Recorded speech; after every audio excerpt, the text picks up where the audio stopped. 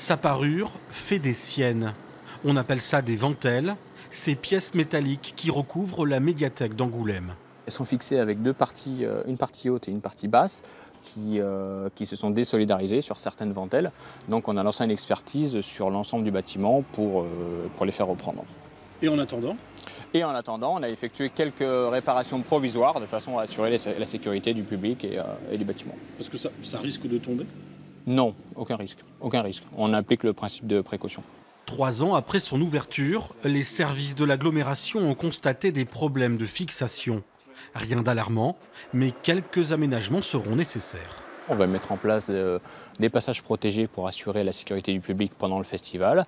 Et à côté, on va continuer l'expertise pour effectuer la réfection de l'ensemble de ces fixations. Ce sera à la charge des entreprises ?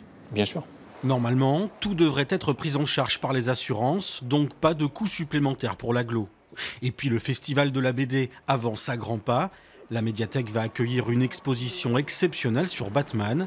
Et là aussi, il a fallu s'organiser. Il y aura un accès sécurisé, donc un couloir, une espèce de tunnel, et donc qui va les ramener effectivement au -1, donc, et à l'intérieur de l'alpha, mais ce qui fait que le public qui entrera et le public qui sortira ne se rencontrera pas, donc ce qui nous permettra effectivement une circulation fluidifiée. Et vous attendez combien de personnes pour cette exposition ? Et donc on nous annonce pas loin de 20 000 personnes pour cette exposition-là.